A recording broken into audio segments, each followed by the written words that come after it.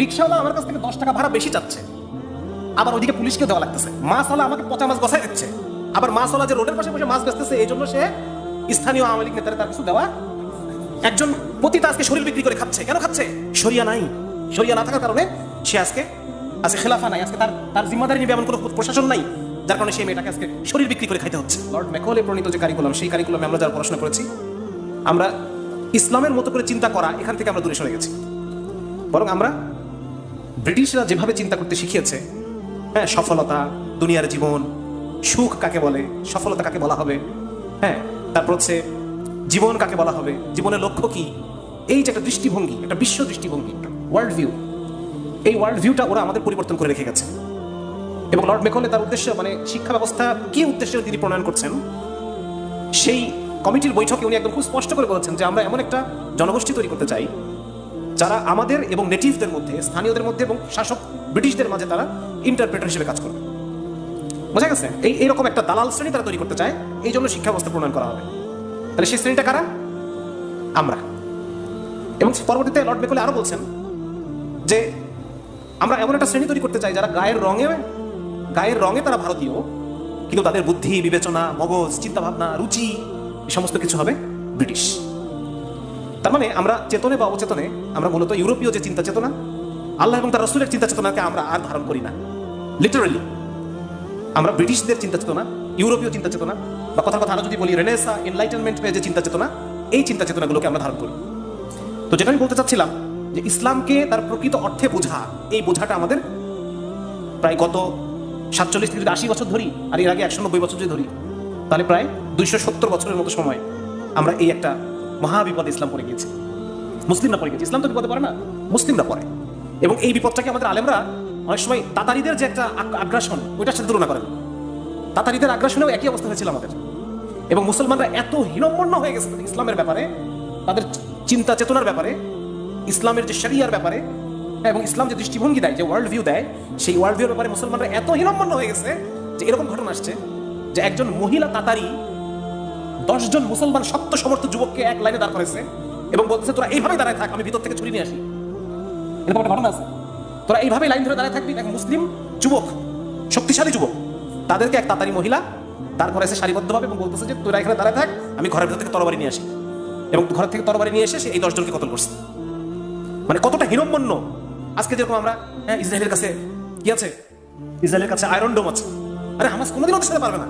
মানে আল্লাহর চেয়ে বেশি ঈমান আমাদের ইসরায়েলের উপরে, আল্লাহর চেয়ে বেশি ঈমান আমাদের আমেরিকার উপরে। ঠিক একই রকম সেই সময় আল্লাহর চেয়ে বেশি ঈমান আমাদের ছিল তাতারিদের উপরে, যে ওদের সাথে পারা সম্ভব না। হ্যাঁ, তাতারিদের একটা স্ট্র্যাটেজি ছিল, তারা যে শহরে ঢুকতো ওই শহর পুরা সাফ করতো। এক একটা শহরে তারা 80 লক্ষ, 90 লক্ষ, 1 কোটি মুসলমান কতল করছে। এবং এটা ওদের যুদ্ধের একটা স্ট্র্যাটেজি, ভয় তৈরি করা। কি তৈরি করা? ভয়। এবং এই স্ট্র্যাটেজির কারণে মুসলমানদের অন্য যে শহরগুলো, তাদের মধ্যে একই সেন্টিমেন্ট গ্রো করে ফেলছে যে ওদের সাথে পারা সম্ভব না। বুঝা গেছে ব্যাপারটা? যার কারণে আমাদের মধ্যে একটা হীনম্মন্যতা জেগে বসছে। এই হীনম্মন্যতা থেকে আমাদের উঠতে হবে। এই জন্য ইসলামকে আমরা, যেমন আমাদের দাদাদের জেনারেশন বা বাবাদের জেনারেশন, ইসলামকে একটু কালচারালি দেখেন যে এটা একটা কালচার। বাপ মুসলমান, আমি মুসলমান, নামাজ পড়তে হয় তাই পড়ি, সমাজে না পড়লে মানুষ খারাপ বলে নামাজ, এই জন্য পড়ি। কিন্তু আমাদের সৌভাগ্য যে আমরা ইসলামকে একটা ওয়ার্ল্ড ভিউ হিসেবে চিনতে পারতেছি, যেই সৌভাগ্যটা অনেক সময় আমাদের বাবাদের দাদাদের হয় নাই। বুঝা গেছে ব্যাপারটা? আমাদের বাবাদের জেনারেশনে মুসলিমের অধিকার বলতে ওরা কি বুঝতেন? কমিউনিজমকে বুঝতেন। হ্যাঁ, এই জন্য দেখা যায় যে ওই সময়কার যারা রক্ত টকবকে যুবক, তারা অধিকাংশই কমিউনিস্ট। ওই সময়কার যারা বড় বড় বুদ্ধিজীবী, তারা অধিকাংশই কমিউনিস্ট। কারণ ওই সময় মজলুমের অধিকার, মজলুমের শাসন, মজলুমের আত্মনিয়ন্ত্রণ, এই বিষয়গুলো বলতে ওইটাই বোঝা যেত। আর ইসলাম ছিল একটা কালচার। কি ছিল? জাস্ট সামাজিক প্রথা, সামাজিক রসম, এরকম একটা পজিশনে ছিল। যার কারণে অনেকেই তোমরা অনেক সময় এসে বলো যে বাবা মাকে তো আমি দিনের দাওয়াত দিচ্ছি, কিন্তু বাবা মা ব্যাপারটা বুঝতেছে না, বাবা মা বিয়ে দিতে চাচ্ছে না, বাবা মা এই করতেছে না, সে কত অভিযোগ বাবা মাদের ব্যাপারে আমাদের। কিন্তু এটাকে আমরা এভাবে বুঝতে হবে যে তারা এভাবেই তারা বড় হয়েছেন। আমরা অনেক সৌভাগ্যবান যে আমরা ইসলামকে একটা ওয়ার্ল্ড ভিউ হিসেবে দেখতে পাচ্ছি, ইসলামকে আমরা একটা দিন হিসেবে দেখতে পাচ্ছি। হ্যাঁ, একটা দিন হিসেবে আমরা ওটাকে অনুভব করতে পারছি।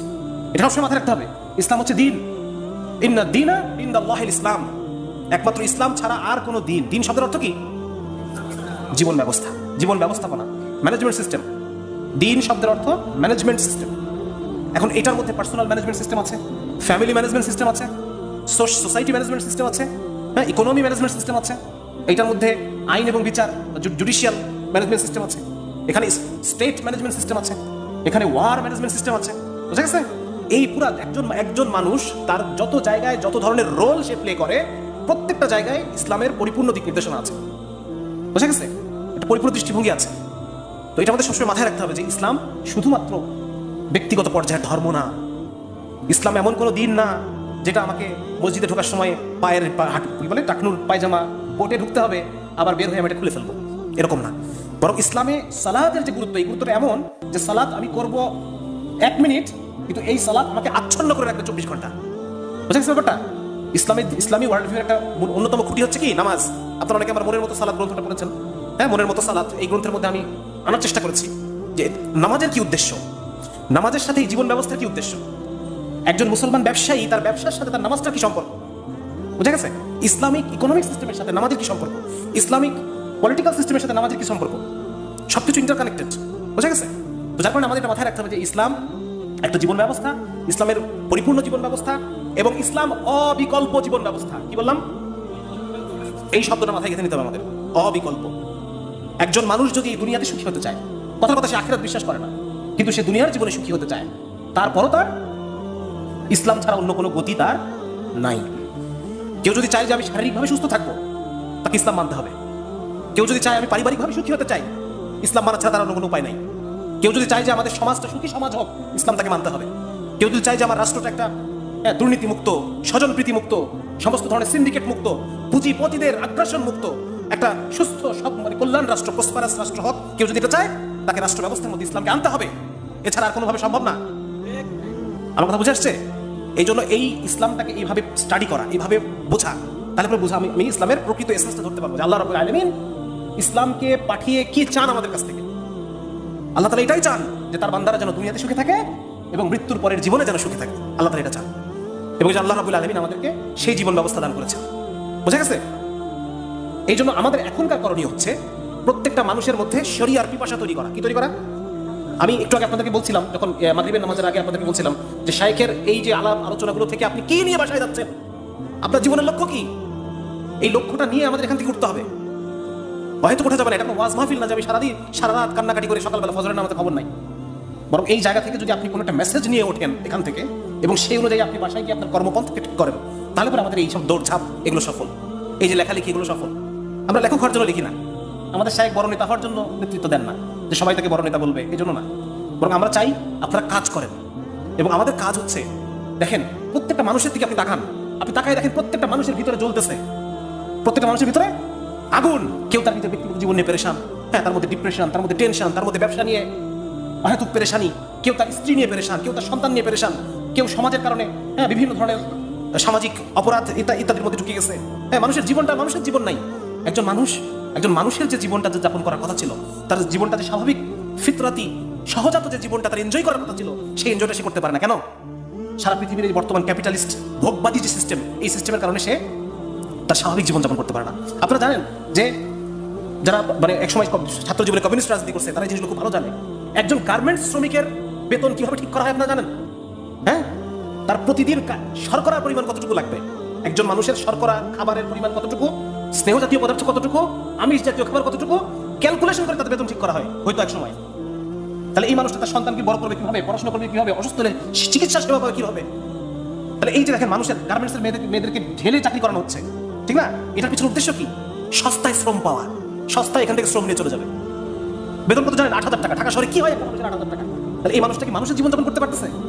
আপনারা জানেন আইভরি কোস্টে এখনো পর্যন্ত আধুনিক দাস প্রথা মেনটেন করতেছে 40 মিলিয়ন মানুষ, 40 কোটি মানুষ আফ্রিকাতে আধুনিক দাস। কি বললাম? আজকে আমার আপনার সন্তান যখন স্কুলে যায়, ওরা সেই সময় কোকো কুড়াইতে যায়। কি করতে যায়? যেই চকলেট আমরা খাই, এই চকলেট হয় এদের এই আধুনিক দাস প্রথা থেকে। এরা এই দাস প্রথা কারা মেনটেন করতেছে? এবং এইগুলো বহু আর্টিকেল আছে, বহু রিসার্চ আছে এটা নিয়ে, যে সমস্ত ফুড চেইন মানে যত ধরনের আপনি সাপ্লাই চেইন আছে, সাপ্লাই চেইন দেখবেন যে আপনি যে সয়াবিন তেলটা খান, এই সয়াবিন তেল একদম যে সয়াবিনটা কালেক্ট করে সেই মানুষটা বেতন পায় না, দাস। এই যে চকলেটটা আপনি খান, এই চকলেটের একদম সাপ্লাই চেইনের একদম নিচে যে মানুষটা চকলেট কালেক্ট করে গাছ থেকে, এই মানুষটা দাস। এবং এইগুলো মেনটেন করে বর্তমান পুঁজিবাদী বিশ্ব ব্যবস্থা। এই যে মাল্টিন্যাশনাল কোম্পানিগুলো মানুষের কাছ থেকে মানুষের জীবনকে ছিনাই নিছে, আমার আপনার কাছ থেকে আমার আপনার জীবনকে ছিনাই নিছে। কোনো মানুষ সুখে নাই, প্রত্যেকটা মানুষের দিকে তাকায় দেখেন প্রত্যেকটা মানুষ জ্বলতেছে। এর সমাধান কি? সমাধান কি বলেন? অমুক গিয়ে তমুক আসা, অমুক সরকার গিয়ে তমুক সরকার, তমুক সরকার গিয়ে অমুক সরকার, এভাবে সমাধান হবে না? এর মধ্যে সমাধান নাই। এই প্রত্যেকটা সিস্টেম পুঁজিপতিদের বানানো সিস্টেম। হ্যাঁ, ওই যে আমরা পড়ছি না যে by the people for the people, না, এটা ভুল কথা। খোদ আমেরিকার ডেমোক্রেসি সম্পর্কে গবেষকরা বলতেছে যে এটা হচ্ছে প্লুটোক্রেসি। আমেরিকা তো সবচাইতে বড় একটা ডেমোক্রেসির উদাহরণ না সারা ওয়ার্ল্ডে। ওরা তো বিভিন্ন দেশের কাছে গণতন্ত্র বিচার খায় নাকি? হ্যাঁ, তো সেই আমেরিকার ডেমোক্রেসি সম্পর্কে আমেরিকার যারা পলিটিক্যাল ফিলোসফার তাদের মন্তব্য হচ্ছে এটা this is not democracy, this is plutocracy. What is plutocracy? বণিকতন্ত্র। বণিকতন্ত্র মানে যারা বড় বড় মাল্টিন্যাশনাল কোম্পানির যারা মালিক, যারা শেয়ার হোল্ডার, এরাই সিনেটর, এরাই এমপি, এরাই মন্ত্রী। আপনি সব সমস্ত একই জিনিস দেখতে পাবেন। প্রত্যেকটা মন্ত্রীর একটা করে একটা গ্রুপ অফ ইন্ডাস্ট্রিজ আছে, কোন একটা ফ্যাক্টরি আছে, তারা তাদের ব্যবসা বা মতো করে পলিসি তৈরি করতেছে। সুতরাং আমাদের প্রথম কাজ হচ্ছে প্রত্যেকটা মানুষকে বোঝানো যে আজকে যে তোমার মধ্যে আগুন, এই আগুন নেভাবে একমাত্র ইসলাম। কে নিভাবে? তোমার মধ্যে যে কষ্ট, যে সমস্যা, তোমার মধ্যে যে পেরেশানি, তুমি যে মানবতার জীবনযাপন করতেছো, এই জীবনযাপন থেকে তোমাকে বাঁচাতে পারে একমাত্র শরিয়া, আর কেউ না। প্রত্যেকটা মানুষের মধ্যে শরিয়ার পিপাসা তৈরি করা। আমি আপনাদের একটা ঘটনা শোনাই, এবার বিরক্ত হচ্ছেন? আমি তখন মেহেরপুরে ইমার্জেন্সি মেডিকেল অফিসার, মেহেরপুর হাসপাতালে। তো ইমার্জেন্সি রাত্রেবেলা 12টা-1টার পরে সাধারণত রুগীর আর কোনো চাপ থাকে না, মানুষজন কম আসে। ওই সময় অন ডিউটি যারা পুলিশ কনস্টেবল নিচু, ওনারা এসে আমার সাথে, এখানে অনেকে হয়তো আমাদের ইন্টেলিজেন্সের ভাইরাও থাকতে পারেন, অথবা পুলিশের আইন শৃঙ্খলা বাহিনী ভাইরাও থাকতে পারেন, তাদের উদ্দেশ্যে আমি এই কথা বলতে চাই, এই ঘটনাটা শোনেন আপনারা। সেটা হচ্ছে, তো এনাদের সাথে আমার খুব ভালো সম্পর্ক। আমি ওদের সাথে গল্প করি রাত্রে, রুগী নাই, কি করবো, আমি বসে আছি চুপচাপ, উনি আসতেছে, একটু বসলো, হ্যাঁ, একটু চা আনাইলাম, খাইলাম, গল্প করতেছি। তো ওনারা একজন কনস্টেবল আমাকে একটা ঘটনা শোনাচ্ছে, খুব ভালো করে শুনেন আপনারা। সেটা হচ্ছে, উনি বলতেছেন, স্যার কি করবো বলেন, আমাদের সোর্স পালতে হয়, বুঝে গেছে? কোনখানে কোন অপরাধ ঘটতেছে, ওই এলাকায় কোন একটা সোর্স তারা পালে, টাকা দেয়, ওই সোর্স তাকে খবর দেয় যে অমুক জায়গায় এই হচ্ছে, আপনারা আসেন। সে তখন যায়, অপরাধীকে ধরে। বলতেছে আমাদের সোর্স পালতে হয়, কিন্তু সোর্সের পালার জন্য সরকার থেকে যে একটা বাজেট আসে, ওই বাজেটটা আবার ওসি মেরে নেয়। কে মেরে নেয়? ওসি সাহেব ওই বাজেটটা মেরে নেয়। যার কারণে আমরা টাকার অভাবে সোর্স পালতে পারি না। সোর্স যদি পালতে না পারি, খবর পাবো না। খবর যদি না পাই, অপরাধী ধরতে পারবো না। অপরাধী ধরে যদি প্রতি মাসে নির্দিষ্ট একটা পরিমাণ অপরাধী জমা দিতে না পারি, তাহলে প্রমোশন হবে না। বুঝা গেছে? 4 জন 5 জন 10 জন 9 জন এরকম একটা কোটা আছে, ওই কোটাটাকে ফিল আপ করতে হবে প্রতি মাসে। ওই কোটা যদি তার ফিল আপ না হয়, এটা তার রেকর্ডে থাকবে না। যার কারণে সে ভালো অফিসার হিসেবে পরে প্রমোশন পাবে না। পরে প্রমোশন পাবো না, প্রমোশন যদি না পাই তাহলে বেতন বাড়তেছে না, আর বেতন যদি না বাড়ে, স্যার এই বাজারে কিভাবে টিকে থাকবে? এই বাজারে তো টিকে থাকতে পারবো না, বউ বাচ্চা নিয়ে, বাল বাচ্চা নিয়ে কিভাবে টিকে থাকবে? তাই কি করি? নিরপরাধ মানুষ ধরে ধরে চালান করি। কি করি? তাহলে প্রত্যেকটা জালেম নিজেও মজলুম। আমার কথা বুঝে আসছে? প্রত্যেকটা জালেম নিজেও, রিক্সাওয়ালা আমার কাছ থেকে 10 টাকা ভাড়া বেশি চাচ্ছে, আবার ওইদিকে পুলিশকেও দেওয়া লাগতেছে।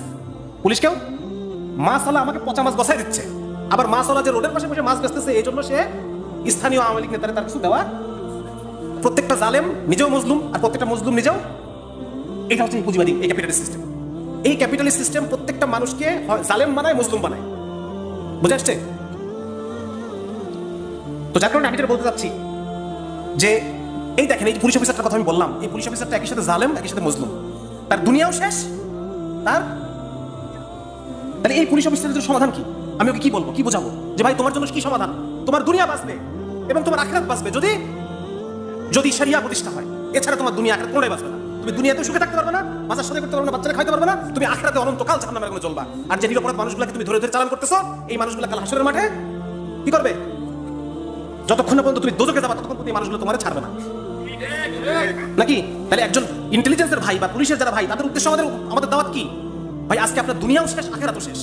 যদি আপনি শরিয়া কায়েমের জন্য কাজ না করেন, তাহলে আপনার দুনিয়াও শেষ, আখিরাতও শেষ। আপনারও শরিয়া দরকার। বুঝা গেছে? একজন পতিতা আজকে শরীর বিক্রি করে খাচ্ছে, কেন খাচ্ছে? শরিয়া নাই। শরিয়া না থাকার কারণে সে আজকে খেলাফা নাই, আজকে তার জিম্মাদারি নিবে এমন কোনো মুসলমান খলিফা প্রশাসন নাই, যার কারণে সেই মেয়েটাকে আজকে শরীর বিক্রি করে খাইতে হচ্ছে। ঠিক আছে না? এভাবে সমাজে সর্বস্তরে প্রত্যেকটা মানুষকে ধরে ধরে আমাদের বুঝাইতে হবে, ভাই তোমার শরিয়া দরকার। শরিয়া শাসন ছাড়া তোমার দুনিয়াও শেষ হয়ে যাবে, আখিরাতও শেষ হয়ে যাবে। তুমি সব শেষ। তুমি মানুষের জীবন তুমি উপভোগ করতে পারবে না। মানুষের যে স্বাভাবিক জীবন, এই জীবনটাই তুমি পাবে না। বুঝা গেছে ভাই? আমাদের কাজ হচ্ছে এটা। কাজ বুঝে নিছি আমরা, হ্যাঁ, এটা হচ্ছে আমাদের কাজ। এখন এটা আপনি কাকে কিভাবে বোঝাবেন? কে নাশিদ গিয়ে বোঝাবে, কে ছবি এঁকে বোঝাবে, কে মানুষের দাঁড়ে দাঁড়ে গিয়ে বোঝাবে, কে মানুষকে একসাথে করে সভা সেমিনার করে বোঝাবে, কে কবিতা লিখে বোঝাবে, কে গল্প লিখে বোঝাবে। এটা যার যার ঝোঁক অনুসারে আপনারা বেছে নেন। আপনারা নিজেদের যার যার দক্ষতা, যার যার আগ্রহ অনুসারে আপনার কাজ বেছে নেন। কাজ বেছে নিয়ে প্রত্যেকটা মানুষকে প্রত্যেকটা জায়গায় শরিয়ার প্রয়োজন বোঝান, তার মধ্যে শরিয়ার পিপাসা তৈরি করেন, এটুকুই আমাদের কাজ। হামজা রাদিয়াল্লাহু তাআলা কিছু দেখে যেতে পারে নাই, তারপরে কি হামজা রাদিয়াল্লাহু তাআলা কি ব্যর্থ? হ্যাঁ, আমাদের সবকিছু দেখা জরুরি না, কিন্তু আমরা এমন একটা মানুষের মধ্যে দাওয়াতের মাধ্যমে মানুষের মধ্যে এমন একটা অন্তরের অবস্থা তৈরি করব যে মানুষ শরিয়ার জন্য পাগল থাকবে। তার সমস্ত সমস্যার সমাধান হিসেবে সে শুধু অমুক গিয়ে তমুক আসলে সমাধান হবে এটা না, বরং সে বুঝবে যদি একমাত্র শরিয়া প্রতিষ্ঠা হয় তাহলে পরে আমার সমস্যার সমাধান হবে, এছাড়া আর কোনো ভাবেই এই সমস্যার সমাধান নাই। বুঝে আসতে ভাই? হ্যাঁ, এই জন্য এটা আমাদের বুঝতে হবে। এবং এই জন্য আলহামদুলিল্লাহ এখন আমরা বিভিন্ন বিষয়ে লেখালেখি করতেছি, বিভিন্ন বিষয় নিয়ে আমরা আপনাদেরকে জানার চেষ্টা করতেছি, শায়েখ বারবার আপনাদেরকে বোঝানোর চেষ্টা করতেছেন। হাইকোর্টে 1,16,000 মামলা বসে আছে, ফাইল। তাহলে ওই মামলার যারা বাদী বিচার চাইছে এই লোকগুলো মজলুম না? হ্যাঁ, এটা ব্রিটিশ বিচার ব্যবস্থা। ব্রিটিশ বিচার ব্যবস্থা এরকম, খুব উচ্চ খরচ, উকিল মেনটেন করতে হয়। আর সেই উকিল মামলাটা থেকে বছরের পর বছর টাকা নেওয়ার জন্য এই মামলা নিষ্পত্তিও করে না। সে মামলা যদি নিষ্পত্তি হয়ে যায় তাহলে উকিলের লাভ না লস? বুঝে আসছে? রুগী যদি সুস্থ হয়ে যায় ডাক্তারের লাভ না লস? ওষুধ কোম্পানির? তাহলে এমন ভাবে আমাদের চিকিৎসা ব্যবস্থা ডেভেলপ করতে হবে, এগুলো তো বললে আবার লাইসেন্স দাম দেবে, যেন অসুখও ভালো না হয় ওষুধও খাওয়া লাগে, দুটাই চলবে একসাথে। এই জন্য আমাদের মেডিকেল সায়েন্স অধিকাংশ অসুখ ভালো হয় না। শুধু অ্যান্টিবায়োটিক দিয়ে যদি কোনো জীবাণুঘটিত অসুখ হয় সেটা অ্যান্টিবায়োটিক দিয়ে ভালো হয়, এছাড়া সমস্ত অসুখ যতদিন ওষুধ খাবেন ততদিন ভালো থাকবেন। এবং ভালো থাকতে হলে আপনাকে ওষুধ কন্টিনিউ করতে হবে, এছাড়া আপনি ভালো থাকতে পারবেন না। মজা, তাই না? তো এই যে মজা, এই মজা শেষ হবে কিভাবে? শরিয়া ছাড়া সম্ভব। এই জন্য ভাই সবার উদ্দেশ্যে আমার আরজ যে আপনারা এই বিষয়টা নিয়ে আপনারা নিজেরাও জানেন, দাওয়াত দেওয়ার আগে নিজেকে যোগ্য হতে হবে, নিজেকে জানতে হবে, নাহলে আপনি মানুষকে কি জানাবেন, কি বোঝাবেন তাকে? এই জন্য নিজেরাও এই বিষয়গুলো নিয়ে পড়াশোনা করেন, কিভাবে ইসলামী পার্সোনাল ম্যানেজমেন্ট সিস্টেম কাজ করে। দেখেন আপনাদেরকে উদাহরণ দিই, জিনিসগুলো ধরাই দিই যাতে তারা এই বিষয়ে পড়তে পারেন। বিরক্ত হচ্ছেন?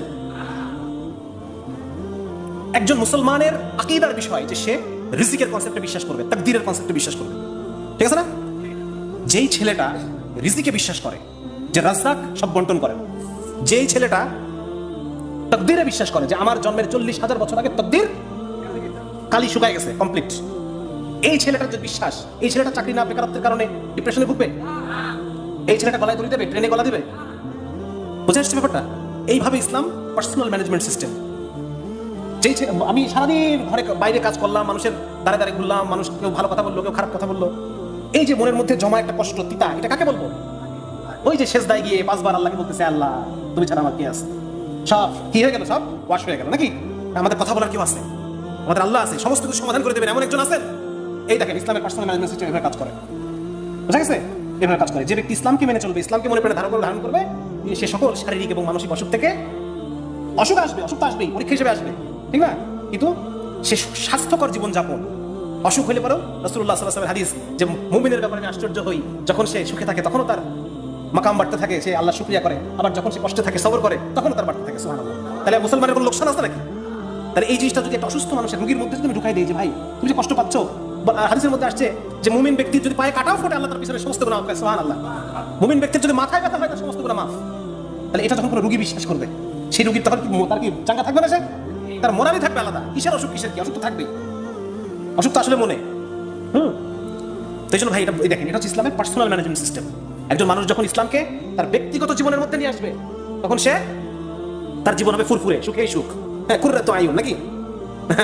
এই যে দেখেন এই বিষয়ের উপর আমার এই বইগুলো লেখা, কুররাত আয়ুন 1, 2 এবং কষ্টি পাথর, এই 3টা বই যদি কেউ পড়েন তিনি বুঝতে পারবেন যে হাউ ইসলামের পার্সোনাল ম্যানেজমেন্ট সিস্টেম ওয়ার্কস, কিভাবে একজন মানুষ তার ব্যক্তিগত জীবনটা সুখের হয়ে যাবে। আবার দেখেন এবার আসলে ফ্যামিলি ম্যানেজমেন্ট সিস্টেম। হ্যাঁ, ফ্যামিলি নিয়ে কোনো বই লিখলে ভালো চলে, এটা মানুষ খুব আগ্রহী ব্যাপারটা নিয়ে। আচ্ছা, যাই হোক, তো ফ্যামিলি ম্যানেজমেন্ট সিস্টেম কিভাবে কাজ করে? নারী এবং পুরুষের সাইকোলজি কে জানে বলেন? মহিলারা আলাদাভাবে চিন্তা করে, পুরুষ আলাদাভাবে চিন্তা করে, বুঝা গেছে? পুরুষ এবং মহিলার চিন্তা শক্তি, চিন্তা ভাবনা, প্রসেসিং, আপনি একই জিনিস দেখতেছি দুজন ভাবতেছে আলাদা জিনিস। যার কারণে এই দুটো জিনিসকে কম্বাইন করা, এই দুটো জিনিসকে এক করে দেওয়া, এটাকে একমাত্র কে করতে পারেন বলেন? একমাত্র আল্লাহ ছাড়া কেউ করতে পারেন। কারণ একমাত্র আল্লাহই জানেন যে নারী এবং পুরুষকে আমি কিভাবে তৈরি করছি, ঠিক কিনা?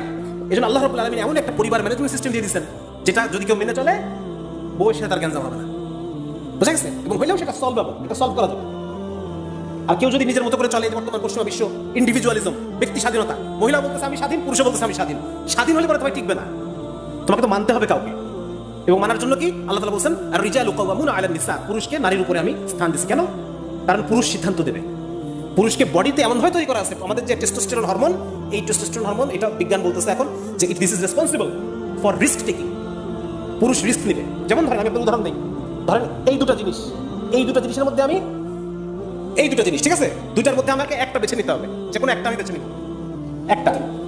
তাহলে এর কিছু ফাজাইল আছে, কিছু সমস্যা আছে, এরও কিছু ফজিলত আছে, কিছু সমস্যা আছে। তাহলে যখন আমি এটাকে বেছে নিলাম, তাহলে এর ফজিলতগুলোকে আমার ছেড়ে দেওয়া লাগতেছে। আমার কথা বুঝে আসছে? এর ফজিলতটা আমার ছেড়ে দিতে হচ্ছে। যখন আমি একে চয়েস করছি, তার মানে এর যে খারাপিগুলো ছিল, এই খারাপিগুলো আমার মেনে নিতে হচ্ছে এবং এর ফজিলতগুলো আমার ছেড়ে দিতে হচ্ছে। আমার কথা বুঝতে পারছেন? এই যে রিস্ক টেকিং, শেষ মুহূর্তের একটা বেপরোয়া সিদ্ধান্ত যে আমি এটাই করবো, এইটা করে টেস্টোস্টেরন হরমোন। বুঝা গেল? ফাইনাল ডিসিশন দেয় পুরুষ। এবং মহিলা মানুষকে আলাদা এইভাবে তৈরি করছেন। মহিলাদের যে স্ট্রোজেন হরমোন, এই হরমোনটা ক্রিয়েটস কনফিউশন। কি তৈরি করে? না না, এটা হাসির বিষয় না, এটাই মহিলাদের শক্তি। একজন নারী ওই দূরে পাতা নড়তেছে, ওর সাথে সাথে সন্তানটাকে আগলায় ফেলবে, যে ওখানে নিশ্চয়ই কিছুটা খারাপ কিছু আছে, সন্তানকে প্রোটেক্ট করে ফেলবে। এই যে দ্বিধা, এই যে কনফিউশন, এটা নারীর শক্তি। বুঝা গেছে? তার মানে পুরুষের যে রিস্ক টেকিং, এটা কিছু মানে এই রিস্ক নেওয়ার ফলে যে খারাপিগুলা, মহিলা মানুষ সাজেশন দিবে, তার প্রচুর কনফিউশনকে ব্যবহার করে সে প্রচুর সাজেশন দিবে পুরুষকে। দেখো এটা ভালো, এটা খারাপ, এটা ভালো, এটা খারাপ, এটা ভালো। পুরুষ তখন কি করবে? সবকিছু চিন্তা ভাবনা করে একটা সিদ্ধান্ত। দেখেন আল্লাহ ব্যালেন্স, দেখেন আল্লাহ, নারী এবং পুরুষের সম্পর্ক ব্যালেন্স। মহিলা তার স্বভাব সুলভ কনফিউশনকে কাজে লাগিয়ে পুরুষকে প্রচুর সাজেশন দিবে, এবং পুরুষ তার রিস্ক টেকিং বিহেভিয়ার দিয়ে সে একটা সিদ্ধান্ত নিয়ে নেবে, এবং যে কোনো ধরনের রিস্কের জন্য সে প্রস্তুত থাকবে। বুঝা গেছে? তাহলে পরে ঠিক আছে না, আর রিজালু কাওয়ামুনা আলান নিসা, যদি উল্টাটা হতো তাহলে কি হতো? যদি আল্লাহ বলতো যে নারীকে পুরুষের উপর কর্তৃত্ব দিছি, এখন তাহলে এখন নারী এখন এটা নেবে, এটা নেবে, কোনটা নেবে? নারী কনফিউজ, কিন্তু শেষ বাইরে সামলা। পুরুষের যে টেস্টোস্টেরন হরমোন, এই হরমোনটা হচ্ছে স্ট্রেস। আপনারা জানেন বাইরে প্রচুর কাজ করলে পরে স্ট্রেস তৈরি হয়। কি তৈরি হয়? আপনার খারাপ লাগতেছে? প্রচুর স্ট্রেস তৈরি হয়। বুঝা গেছে? স্ট্রেস মানে কষ্ট, ধকল, মরে চাইতেছে না, এরপর জোর করে করতেছি, হ্যাঁ, শরীর মানে পেরেশান, অবসন্ন, এটা না, এটাকে বলে স্ট্রেস। এবং পুরুষকে আল্লাহ তাআলা তৈরি করছে যে পুরুষকে যত বাইরে খাটাবেন আপনি, ও ওই স্ট্রেসটা নিতে পারবে। আমাদের বডিটা এভাবে তৈরি করা যে আমাদের যে টেস্টোস্টেরন হরমোন আর স্ট্রেস, এই দুটো অ্যান্টি, এই দুটো একটা পুরুষকে গাধার মতো সে বাইরে খাটবে, হ্যাঁ, গরুর মতো সে খাটবে, আর সে বাইরে পরিবার কিভাবে সুখে থাকে, শান্তিতে থাকে, সেই চেষ্টা মেহনত সারা বাইরে করবে। আর নারীর যেহেতু টেস্টোস্টেরন হরমোনটা নাই, অতএব নারীর একই পরিমাণ পেরেশানি আপনি দুজনকে দিলেন, নারী এবং পুরুষকে, নারীর স্ট্রেস ঘটিত যে সমস্যাগুলো তার বেশি দেখা দিবে। বুঝা গেছে? স্ট্রেস ঘটিত যে শারীরিক সমস্যাগুলো নারীতে বেশি হয়, কারণ তার টেস্টোস্টেরন হরমোনটা নাই। আমার পয়েন্টটা ধরতে পারছেন? এখন যদি আপনি নারী এবং পুরুষকে একইভাবে খাটান বাইরে, তাহলে কি দাঁড়াবে ব্যাপারটা? পুরুষ তো ঠিকই সামলাই নেবে, কষ্ট পাবে কে? নারী কষ্টটা পাবে। এই জন্য মহিলাদের স্ট্রেস ঘটিত হার্টের অসুখগুলো, স্ট্রেস ঘটিত সাইকোলজিক্যাল অসুখগুলো এখন অনেক বেশি ওয়েস্টার্ন ওয়ার্ল্ডে, পশ্চিমা বিশ্বে। আমাদের মেয়েদেরকে এখনো তো আমরা কর্মজীবী মহিলাদেরকেও তো আমরা মোটামুটি একটা স্ট্রেস কম চাপানোর চেষ্টা করি, স্বামী স্ত্রী একটু শেয়ার করে। পশ্চিমা অবস্থা আরও খারাপ। এই জন্য পশ্চিমা বিশ্বে তারা, মূল কারণ কি? ইসলামী ব্যবস্থাটা না থাকা। একইভাবে আপনি সমাজের ক্ষেত্রে দেখেন, আপনি রাষ্ট্রের ক্ষেত্রে দেখেন, সবচেয়ে বড় গণতন্ত্রের দেশ কোনটা? যুক্তরাষ্ট্র। সেই যুক্তরাষ্ট্রে প্রতি বছর 28,000 মানুষ মারা যায় গান ভায়োলেন্স। মনে করেন আমার ভালো লাগতেছে না, আমার মন খারাপ, মেজাজ খারাপ, আমার একটা লাইসেন্স করা অস্ত্র আছে, অস্ত্রটা নিয়ে আমি একটা প্রাইমারি স্কুলে ঢুকে গেলাম, প্রাইমারি স্কুলে ঢুকে গুলি করে 10টা বাচ্চা মেরে ফেললাম। কত মজার একটা বিষয়, তাই না? এই জিনিস যুক্তরাষ্ট্রে এইভাবে মানুষ মারা যায় প্রতি বছর 28,000 মানুষ। তাহলে এটা কি একটা সফল রাষ্ট্র বলবো আমরা এটাকে? হ্যাঁ।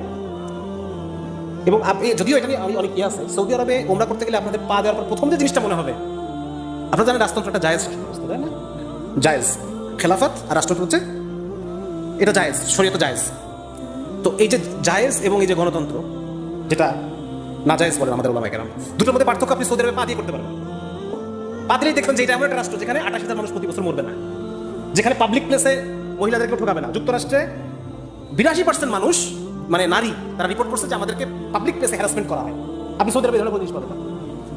তাহলে খেলাফতের আর কত উঁচা মর্যাদার, কত চমৎকার একটা জিনিস আপনি এটা আইডিয়া করতে পারবেন। হ্যাঁ, আপনি মরে ছেলেপেলের পকেটে ছেলেপেলে দেখবেন না, মরে আপনি ইয়ে দেখবেন। আমি এবার মাত খালি না সৌদি আরবের, কিন্তু আমি বোঝাতে চাচ্ছি যে শরীয়ী জায়েজ পদ্ধতিটা কতটা আন্দাজ করার জন্য, যে শরীয়ী শাসন কেমন হয়, বোঝা গেছে ব্যাপারটা? তো যার কারণে একটা সামাজিক একটা বিচার ব্যবস্থাপনা যদি সুন্দরভাবে চলতে হয়, সেখানে আমার ইসলাম লাগবে। অর্থ ব্যবস্থা যদি সুন্দরভাবে চলতে হয়, আমাদের চমৎকার বই আছে, আপনারা নিতে পারেন, গাল করতে পারেন, ইসলামের অর্থ ব্যবস্থার ইতিহাস, তারপর হচ্ছে ইসলামের শিক্ষা ব্যবস্থার ইতিহাস। হ্যাঁ, এছাড়াও রাষ্ট্র ব্যবস্থার উপর একটা কাজ আমি চেষ্টা করতেছি, হয়তো অনেক সময় লাগবে আর কি। হ্যাঁ, তারপর ধরেন ইসলামের যুদ্ধ ব্যবস্থা, এটা কেমন? দাসপ্রথা একটা বই আছে আমার, ওটা আপনারা পড়তে পারেন। একটা বই, ওটা পড়লে আপনারা বুঝতে পারবেন যে ইসলামের যুদ্ধ ব্যবস্থাপনাটা কত সুন্দর। যুদ্ধ ব্যবস্থাপনা, হ্যাঁ, বিস্তারিত আলাপের সুযোগ নেই। তোমার কথা এটা, আপনারা এটা মেসেজ নিয়ে যান আজকে থেকে, যে এই যে সারা দুনিয়ার মানুষের যে কষ্ট, সারা দুনিয়ার মানুষের যে কষ্ট, এমনকি কাফেরদেরা যে কষ্ট করতেছে। আমাদের রাসূলুল্লাহ সাল্লাল্লাহু আলাইহি ওয়াসাল্লাম, ওই যে দাস ব্যবস্থা বইটা পড়লে আপনাদের মনে এই অনুভূতি হবে যে আমাদের নবীজি সাল্লাল্লাহু আলাইহি ওয়াসাল্লাম একজন কাফেরের জন্য রহমত। সুবহানাল্লাহ। একজন কাফেরকে যখন আমি গ্রেফতার করছি গান পয়েন্টে একজন কাফেরকে বাঁচায় নিয়ে উঠাই নিয়ে আসছে ইসলাম দাস প্রথার মাধ্যমে। কিসের মাধ্যমে? ওর বাঁচার কথা না, গান পয়েন্টে যখন কাউকে আমি ধরছি, তার মানে ওর হাতে যদি বন্দুকটা থাকতো ও আমাকে মেরে ফেলতো। এই জায়গা থেকে ওকে আমি মার্সি করে আমি উঠাই নিয়ে আসছি। আমি যে ভালো খাবার টাকায় ওটাকে খাওয়াইছি, ওর যেন কোনো শারীরিক ক্ষতি না হয়, শারীরিক ক্ষতির দাম কমে যাবে। অতএব আমি নিজেই ওকে শারীরিক ক্ষতি হইতে, ও অসুখে মরে গেলে আমার লাভ না লস। অতএব ওকে আমি বাঁচায় রাখবো, সুস্থ রাখবো, ভালো খাবার দিব, ভালো পোশাক দিব, এবং শেষ পর্যন্ত সে যেন ইসলামী পরিবেশে থাকে, হেদায়েতের খোঁজ পেয়ে যায়। যার ওখানে মরে যাওয়ার কথা ছিল, মরে গিয়ে জাহান্নামে চলে যাওয়ার কথা ছিল, সেই মানুষটাকে বাঁচায় নিয়ে উঠাই নিয়ে আসে আল্লাহ তাআলা জান্নাতের খোঁজ দিয়ে দিলেন। তাহলে আমাদের নবীজি কাফের প্রতি রহমত না? কাফের প্রতি রহমত। এজন্য এটা মাথার মধ্যে গেঁথে নেন যে এই সারা দুনিয়ার যত সমস্যা, এটার একমাত্র সমাধান। এমনকি প্রশাসনের ভাইদেরকে বলতেছি, ভাই আপনারা যে কষ্টে আছেন, 15 টাকা করে ডিম আপনাকেও কিনে খেতে হচ্ছে নাকি? হ্যাঁ, আপনাকেও সন্তানকে একটা ভালো স্কুলে ভর্তি করতে গেলে আপনাকেও কষ্টের মধ্যে পড়তে হচ্ছে। যে শিক্ষা ব্যবস্থা হয়েছে, 2 দিন পর আপনার সন্তান সমকামী হয়ে ঘরে ফেরত আসবে, আপনি তখন কি করবেন? সুতরাং আপনাকেও যদি ভালো থাকতে হয়, আপনারও শরীয়ত দরকার।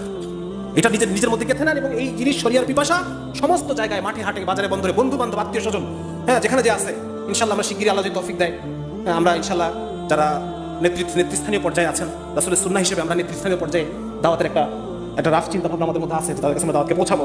বিভিন্ন প্রশাসন, বিভিন্ন রাজনৈতিক দলের যারা নেতৃস্থানীয় আছেন, ইনশাল্লাহ দাওয়াতি কাজ শুরু করবো, আল্লাহ তৌফিক দিলে আপনারা দোয়া করবেন। এবং আপনারাও যার যার জায়গা থেকে এই বিষয়গুলো স্টাডি করেন। এখন আলহামদুলিল্লাহ আমাদের কাছে অনেক ম্যাটেরিয়ালস আছে বাংলাতে, এগুলো আপনারা পড়েন, এবং আপনারাও যার যার পরিসরে নিজেদের যারা আত্মীয়, যারা বড় বড় পজিশনে আছেন, হ্যাঁ, ওখানে আপনারা দাওয়া করেন। সবখানে প্রত্যেকটা মানুষের মধ্যে শরিয়ার পিপাসা তৈরি করা চাই। পারবো তো ভাই? ইনশাআল্লাহ করবো তো ইনশাআল্লাহ ভাই। আমরা আল্লাহর সৈনিক হবো তো? এটাই আমাদের এখন কাজ। অন্য সমস্ত জিনিস বাদ দেন। আমি একটু আগে একটা কথা বলছিলাম যে শায়েকের 1-2 ঘন্টা আলোচনা পর আমি জিজ্ঞেস করছি, ভাই শায়েক কি বুঝাইছেন? সে 1 লাফে চলে গেছে, তার মাথার মধ্যে আগে থেকে সেট করা সেটা, হ্যাঁ, যে তাগুতের শাসন বর্জন করতে হবে। শায়েক একবার বলেন না এই কথা, 1.5 ঘন্টা আলোচনার মধ্যে একটা বার উনি কথা উচ্চারণ করেন নাই। উনি এখনকার কর্মপদ্ধতিগুলো বলতেছেন যে আমরা কি করবো, আমাদেরকে এখনো বহু, সে একবার 1 লাফে শেষ ধাপে চলে গেছে। না ভাই, কখনোই না। বরং আমরা এটা চাই যে আমরা আমাদের একটা আত্মপরিচয়ের একটা যুদ্ধ এখানে আছে, আত্মপরিচয় একটা যুদ্ধ, ইসলামকে অনুধাবন করার একটা ব্যাপার এখানে আছে। এইটা আমরা আগে জয়লাভ করতে চাই, ঠিক আছে না? হামজা রাদিয়াল্লাহু আনহু তো সফল মানুষ নাকি? সুতরাং আমাদের একাকেই সব দেখে যে না, আমরা এমন একটা প্রজন্ম তৈরি করতে চাই যেই প্রজন্ম বিজয় দেখবে। ইনশাআল্লাহ আমরা এমন একটা প্রজন্ম তৈরি করতে চাই, যেন আমাদের কাজ করতে হবে। বাচ্চাদের মধ্যে কাজ করবেন, প্রাইমারি স্কুল, নিজের সাবেক প্রাইমারি স্কুলে কাজ করবেন, সাবেক হাই স্কুলে কাজ করবেন, বুঝা গেছে? বিজনেস মহল্লার বাচ্চাদেরকে নিয়ে মসজিদে বিভিন্ন আয়োজন করবেন। বাচ্চাদের মধ্যে ইসলামকে প্রতিষ্ঠিত করতে হবে। আমরা একটা ডিকলোনাইজড প্রজন্ম চাই ভাই, এটা হচ্ছে শেষ কথা আমাদের। 1 নম্বর হচ্ছে আমরা শরিয়ার ভাষা তৈরি করতে চাই, 2 নম্বর হচ্ছে আমরা এমন একটা জেনারেশন তৈরি করতে চাই যারা হবে ডিকলোনাইজড। কারণ ব্রিটিশদের দ্বারা আমরা 4টা প্রজন্ম কলোনাইজড হয়েছি, এখন একটা প্রজন্ম আমরা মেহনত করে তৈরি করবো যারা হবে ডিকলোনাইজড, যারা আল্লাহ এবং তার রাসূলের চশমায় দুনিয়াকে দেখবে, যাদের কাছে কোরআন এবং হাদিসই ফাইনাল দলিল। তারা আল্লাহ যেটা বলছেন, রাসূল যেটা বলছেন, যেটাকে সফলতা বলছেন, ওইটাকেই তারা সফলতা মনে করবে। তারা যেটা আল্লাহ এবং তার রাসূল যেটাকে ব্যর্থতা বলছেন, ওটাকেই তারা ব্যর্থতা মনে করবে, বুঝা গেছে ভাই? এবং তাদের উদ্দেশ্য থাকবে শরিয়ার মাধ্যমে সমস্ত মানুষকে ক্ষতি থেকে উঠাই নিয়ে আসা, ক্ষতি থেকে বাঁচাই নিয়ে আসা। আমরা করবো তো ভাই, এটা হচ্ছে মাথায় রাখবো জিনিসটা।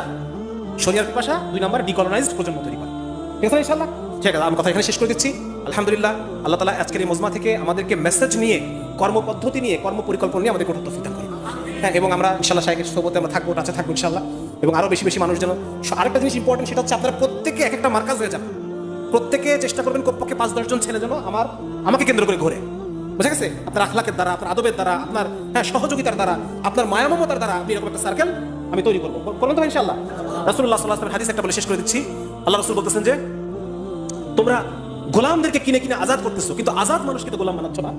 সাহাবীরা জিজ্ঞেস করলেন, ইয়া রাসূলুল্লাহ, আজাদ মানুষকে কিভাবে গোলাম বানায়? গোলাম কিনে কিনে মুক্ত করে দিচ্ছি, এটা ঠিক আছে, কিন্তু একজন স্বাধীন মানুষকে কিভাবে গোলাম বানাবো? আল্লাহ রাসূল বলতেছেন আখলাকের দ্বারা একজন স্বাধীন মানুষ গোলাম হয়ে যায়। আখলাকের দ্বারা, ভালো ব্যবহারের দ্বারা একজন স্বাধীন মানুষ গোলাম হয়ে যায়। এর চেষ্টা করবেন যে আমরা প্রত্যেকে আল্লাহর জন্য, কার জন্য ভাই? আল্লাহর জন্য আরো 10-20 জন ছেলেকে যেন আমি মোটিভেট করতে পারি, আমাকে কেন্দ্র করে তারা ঘুরে, এরকম একটা সার্কেল আমি তৈরি করবো, ঠিক আছে না ভাই? ইনশাআল্লাহ প্রত্যেকে চেষ্টা করবো ইনশাআল্লাহ। এবং একসময় আল্লাহ যদি চান, এগুলো থেকে আল্লাহ অনেক কাজ দেবেন ইনশাআল্লাহ। আল্লাহ তাআলা আমাদেরকে তৌফিক দান করুন। আর সবাই দোয়া করবেন আমাদের জন্য, আমরা যে মেহনতটা আছে এটার জন্য আমরা কন্টিনিউ করতে পারি। হ্যাঁ, আল্লাহ যেন আমাদেরকে আরো বেশি করে কবুল করেন, এবং কবুল হইতে হলে আরো শুদ্ধ হইতে হয় নাকি? হ্যাঁ, যেই তোয়ালে দিয়ে পা মুছি সেই তোয়ালে দিয়ে মুখ মুছবো। সুতরাং যদি আরো শুদ্ধ হইতে হয়, আমাদেরকে আরো আত্মশুদ্ধির দিকে নজর দিতে হবে। আত্মশুদ্ধি, আমি যত নিজেকে আপডেট করবো, দেখেন লোহা যখন খনিতে থাকে কেমন থাকে? পাথর থাকে, পাথর, ওটা দিয়ে ওই ঢেলা মারা ছাড়া কিছু করা যায় না, ওটাতে আপনি প্লেন বানাতে পারবেন না। কিন্তু ওটা যখন শুদ্ধ হইতে হইতে স্টিল হয়, ওটাতে অনেক কিছু বানানো যায়, প্লেনও বানানো যায় নাকি? ঠিক একই রকম ভাবে আমরা এখন যেরকম আছি, আমরা যত নিজেকে শুদ্ধ করবো তত আল্লাহ তাআলা আমাকে আরো বড় কাজে ব্যবহার করবেন, আরো বেশি কাজের তৌফিক আল্লাহ তাআলা আমাকে দান করবেন। ঠিক আছে ভাই? এজন্য ব্যক্তিগত আমল, ব্যক্তিগত জিকির আজকার, গুনাহ থেকে ফিরে থাকা, গুনাহ থেকে ফিরে থাকা, তারপর হচ্ছে সংযম। দেখেন আজকে একটা জিনিস বলে শেষ করে দিই। শায়েখ একটা কথা বলছেন, তালুতের ঘটনা বলছেন, তালুত এবং জালুতের ঘটনা। ওইখানে একটা চমৎকার একটা জিনিস আমার মাথায় হঠাৎ করে আমার হিট করলো। সেটা হচ্ছে, তালুত বলছে তোমরা এই নদীর পানি খেও না, এই নদীর পানি যে খাবা সে আমাদের মধ্যে না, সে আমাদের মধ্যে না। সুতরাং আমাদেরকে আত্মসংযম শিখতে হবে। যারা ওই নদীর পানি খাইছে তারা ময়দানে থাকতে পারে নাই, যারা ওই নদীর পানি খায় নাই বা সামান্য খাইছে তারা শেষ পর্যন্ত তালুতের সাথে ময়দানে থাকতে পারছে। এই জন্য এখান থেকে একটা শিক্ষা হলো আত্মসংযম। আমার সামনে বহু নদীর পানি আসবে, কিন্তু এই নদীর পানি আমি খাবো না। আমার সামনে বহু অপশন আসবে, বহু কিছু আসবে, কিন্তু এইখানে আমাকে আত্মসংযম শিখতে হবে। আমি যত নিজের আত্মসংযম শিখবো, আল্লাহ আমাকে তত আরো উপরে যাওয়ার তৌফিক দিবেন, আরো জায়গা মতো যাওয়ার তৌফিক দিবেন। আমার কথা বুঝাচ্ছে ভাই? এই জন্য নিজেকে নিজে সংযম করা, আল্লাহ তাআলা যেটাকে গুনাহ বলছেন ওই গুনাহ থেকে ফিরে থাকা, এবং এই জন্য উলামায়ে কেরামের সোহবত দরকার। হ্যাঁ, রোজা, জিকির, আজকার, কোরআন তেলাওয়াত, এই বিষয়গুলো হচ্ছে আমাদের প্রতিরক্ষা। ঠিক আছে না? ওযুর সাথে থাকা, হ্যাঁ, সেই সাথে প্রতিদিন আলেমদের সাথে উঠা বসা করা, কোন আলেমকে বন্ধু বানানো, কোন একজন আলেমকে বড় ভাই বানানো, হ্যাঁ, প্রতিদিন নির্দিষ্ট একটা সময়ের মধ্যে এসে শায়েখের সাথে দেখা করা, খুব ইম্পর্টেন্ট এই জিনিসগুলো। এগুলো দ্বারা কি হয়? আমাদের অন্তর শক্ত হয়, শক্তিশালী হয়। বুঝতে পারছে ভাই? এই জন্য এই জিনিসগুলো আমাদের মাথায় রাখতে